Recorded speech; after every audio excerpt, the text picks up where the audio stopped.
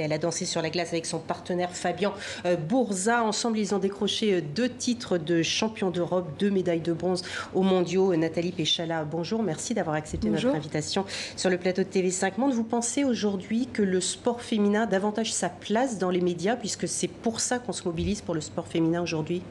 Oui, il y a de plus en plus de sport féminin qui est montré à la télévision, et c'est bien parce que ça donne envie aux petites filles de s'y mettre. C'est vrai que moi, je ne viens pas d'une discipline où on fait une distinction entre les hommes et les femmes, donc je ne suis pas forcément la mieux placée, mais je le comprends pour les sports notamment collectifs, où c'est un peu plus difficile de se faire une place au soleil, alors qu'elles gagnent.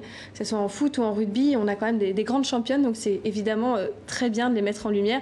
Un petit peu dommage que ça soit simplement un week-end dans l'année. C'est sûr, c'est un début. Oui. Alors, vous découvrez le patinage à l'âge de 7 ans, vous entrez à l'équipe de France à l'âge de 12 ans.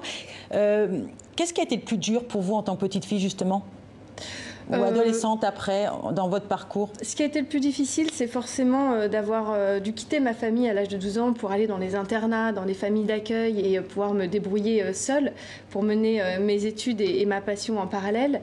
Mais en fait, c'est du bénéfique, c'est-à-dire que même les épreuves, finalement, nous apportent de la force et surtout de la satisfaction d'arriver à développer le goût de l'effort. Vous disiez que justement vous faisiez une discipline mixte. Est-ce que vous avez vu une différence de traitement entre les garçons et les filles dans les je sais pas, mise à disposition de structures, de moyens? Pas du tout. Justement, nous, on a un sport où, je le disais tout à l'heure, hein, les hommes comme les femmes sont bien mis en valeur. Peut-être même que c'est l'inverse dans les disciplines artistiques comme la gymnastique ou la natation synchronisée, où les femmes sont vraiment bien mises dans la lumière, c'est-à-dire qu'elles représentent ce côté artistique, on l'attribue forcément plus aux femmes, alors que c'est complètement faux, hein. Les hommes aussi ont cette fibre-là. On considère comme un sport plus féminin que masculin. Voilà, c'est ça. Et même les hommes en pâtissent un petit peu. Mais ça, c'est quand on est petit, quand à l'âge adulte, ça devient beaucoup plus. Alors vous êtes consultante pour la télévision maintenant, pour commenter le patinage. Est-ce que aujourd'hui les commentateurs sont moins sexistes? Est-ce que et à votre époque, on a entendu des réflexions sur vos tenues, sur votre beauté, sur... Mais ça fait partie aussi du folklore, en fait, du patinage artistique. Il y a un petit côté peut-être un peu kitsch, un petit côté aussi, on va être un petit peu dénudé. C'est vrai qu'on aperçoit les culottes. Alors forcément, les commentateurs, ils sont obligés de rebondir dessus. Moi, je trouve ça bien d'amener aussi de la légèreté dans la performance et de pouvoir en parler de manière simple, libérée, même si aujourd'hui, ça choque.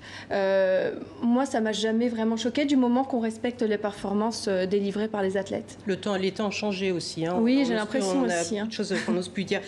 Vous êtes championne d'Europe, on l'a dit, championne de France, championne du monde. Est-ce que vous avez été prise par le doute? Aujourd'hui, vous faites des conférences sur le doute. Est-ce qu'en tant que sportive féminine, c'est quelque chose qui vous a longtemps habité ou en tant que sportive, oui, mais j'ai l'impression que ça s'adresse à tous les sportifs et même au-delà, parce qu'on a cette image du sportif qui exécute un plan en fait pour arriver à délivrer une performance. Alors que le doute assaille à tout moment, c'est-à-dire que la préparation, elle est longue, elle est laborieuse, on a quelques minutes, voire quelques heures pour arriver à faire ses preuves. Et donc, moi, c'est vrai que dans ma carrière, le doute, au départ, il était très négatif, il était plombant, il était là pour me mettre plus bas que terre.